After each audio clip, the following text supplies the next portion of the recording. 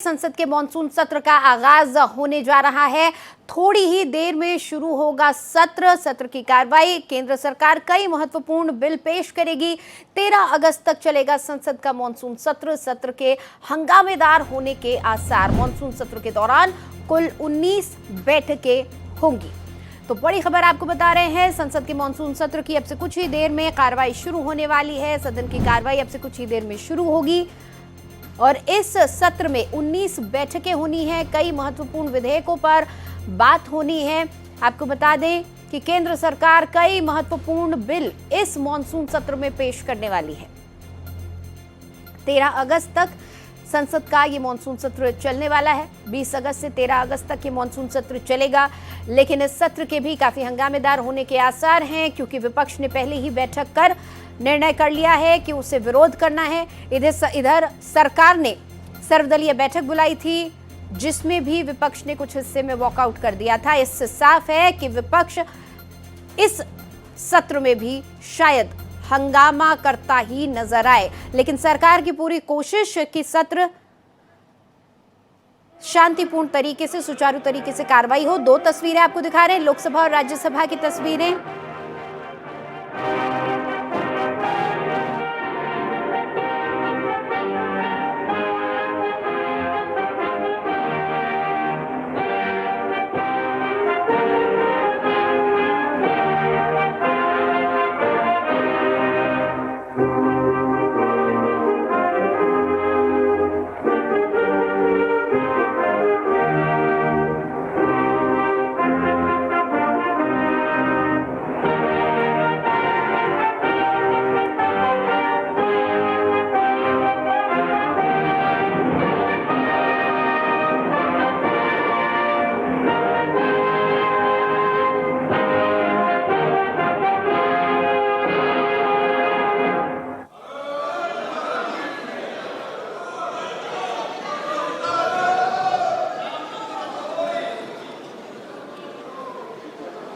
माननीय सदस्यगण, अत्यंत दुख के साथ मुझे सभा को अपने 6 पूर्व साथियों एवं कतर के पूर्व अमीर फादर अमीर महामहिम शेख हमद बिन खलीफा अल थानी के निधन के बारे में सूचित करना है। श्री नादेन दला भास्कर राव अविभाजित आंध्र प्रदेश के खम्मम संसदीय निर्वाचन क्षेत्र से, जो अभी तेलंगाना में है, 12वीं लोकसभा के सदस्य थे। वे उद्योग संबंधी संसदीय स्थायी समिति के सदस्य भी रहे। श्री राव आंध्र प्रदेश के मुख्यमंत्री भी रहे और उन्होंने आंध्र प्रदेश के सरकार में मंत्री के रूप में भी कार्य किया। श्री नादेंदला भास्कर राव का निधन 90 वर्ष की आयु में 22 अप्रैल 2026 को हैदराबाद, तेलंगाना में हुआ। श्रीमती ओमवती देवी उत्तर प्रदेश के बिजनौर संसदीय क्षेत्र से 12वीं लोकसभा की सदस्य थी। वे श्रम कल्याण संबंधी संसदीय स्थायी समिति की सदस्य रही। इससे पूर्व वे 4 कार्यकालों के लिए उत्तर प्रदेश विधानसभा की सदस्य भी रही। उन्होंने उत्तर प्रदेश सरकार में मंत्री के रूप में अपनी सेवाएं दी। श्रीमती ओमवती देवी का निधन 77 वर्ष की आयु में 8 मई 2026 को बिजनौर, उत्तर प्रदेश में हुआ। श्री सुधांशु शील पश्चिम बंगाल के कोलकाता उत्तर पश्चिम संसदीय क्षेत्र से 14वीं लोकसभा के सदस्य थे। वह शहरी विकास संबंधी संसदीय स्थायी समिति के सदस्य रहे। इससे पूर्व पश्चिम बंगाल विधानसभा के सदस्य भी रहे। श्री सुधांशु शील जी का निधन 81 वर्ष की आयु में 14 मई 2026 को कोलकाता, पश्चिम बंगाल में हुआ। मेजर जनरल भुवन चंद खंडूरी उत्तराखंड के गढ़वाल संसदीय निर्वाचन क्षेत्र से 10वीं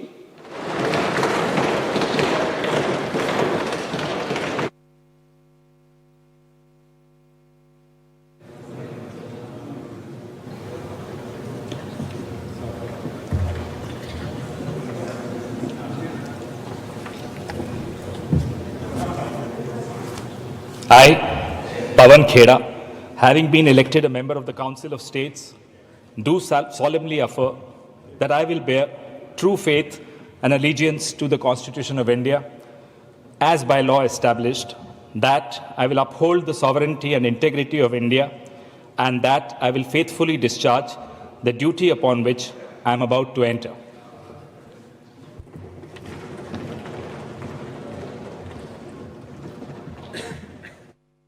केरल में हुआ।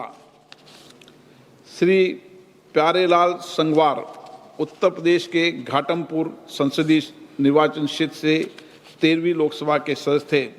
इससे पूर्व 2 कार्यकालों के लिए उत्तर प्रदेश विधानसभा के सदस्य भी रहे। श्री प्यारेलाल संगवार का निधन 71 वर्ष की आयु में 8 जुलाई 2026 को दिल्ली में हुआ।